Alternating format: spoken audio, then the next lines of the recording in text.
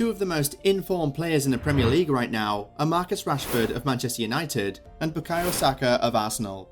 These England internationals have undoubtedly been the main men for their teams this season, and they seem to be powering their respective clubs to a very interesting title race in the second half of the Premier League season. They were both part of England's 2022 World Cup squad, and you could say that they were the best players of the team.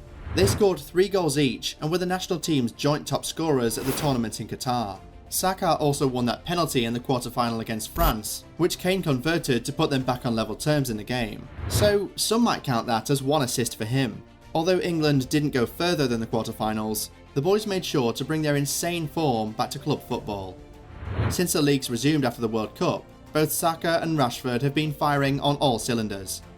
Since resumption in late December, Rashford has scored 10 goals and provided 1 assist in the Premier League. Saka, on the other hand, has scored 5 goals and provided 2 assists in the league. And these guys have not just been involved in cheap goals, they've been showing up in the big games. Rashford has scored against Man City, against Arsenal and against Leicester. Saka has scored against Man United, Man City and provided an assist in the North London derby against Spurs, all since resumption after the World Cup.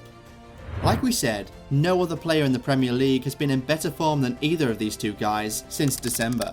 Already, Rashford won the Premier League Player of the Month award for January, and you'd just think that the award for February will be between him and Saka.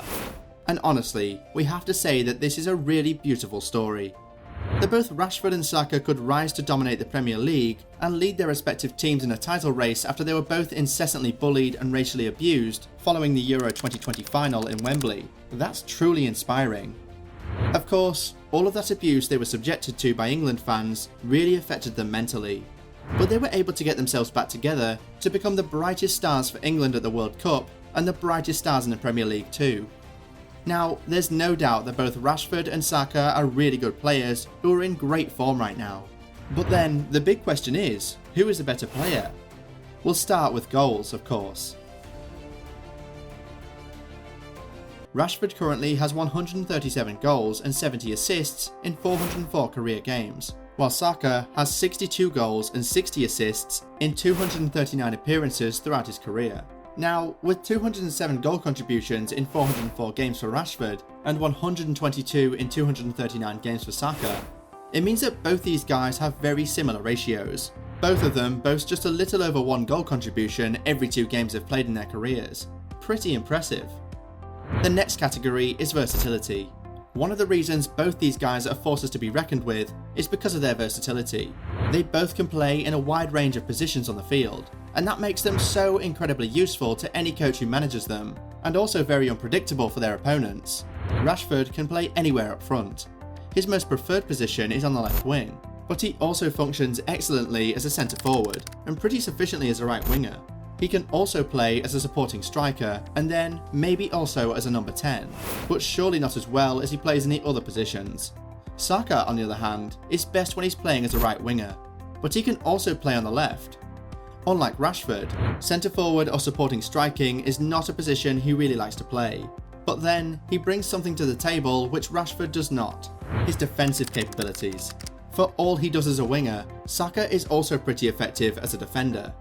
For years, he was employed as a left back or a left wing back, both at Arsenal and for the England national team, and he played the roles pretty excellently.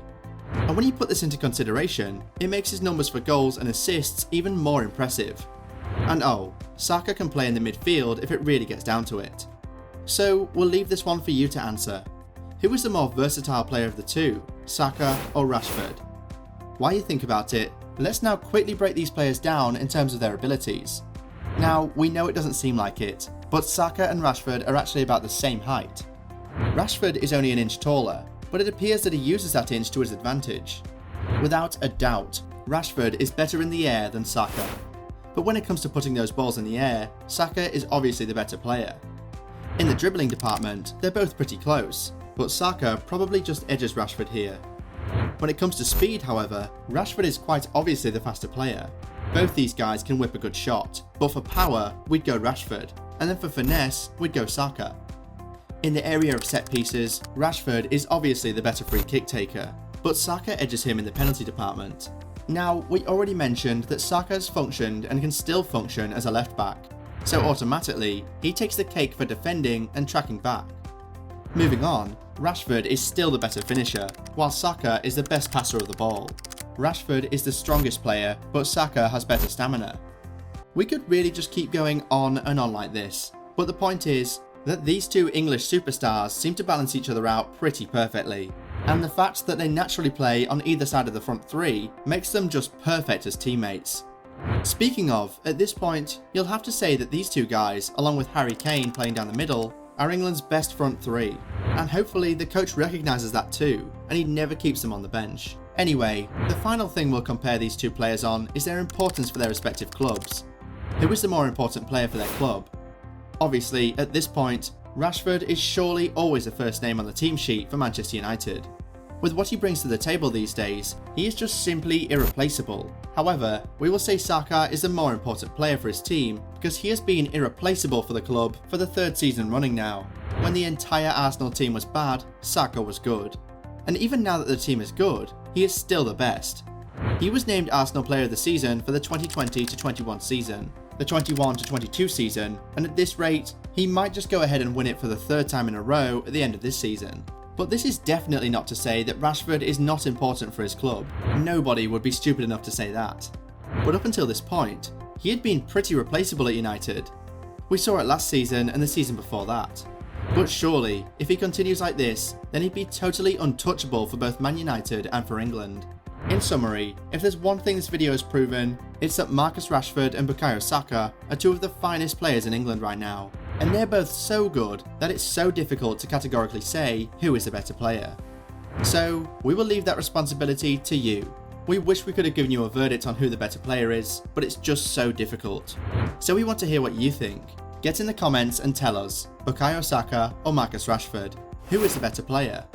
And please, don't just drop a name because he plays for your club. Make your case. Let us know why you think your player is the better one. Keep the conversation going in the comments. While you're commenting, make sure to also like the video and subscribe to the channel. As always, we'll catch you in the next video. Goodbye.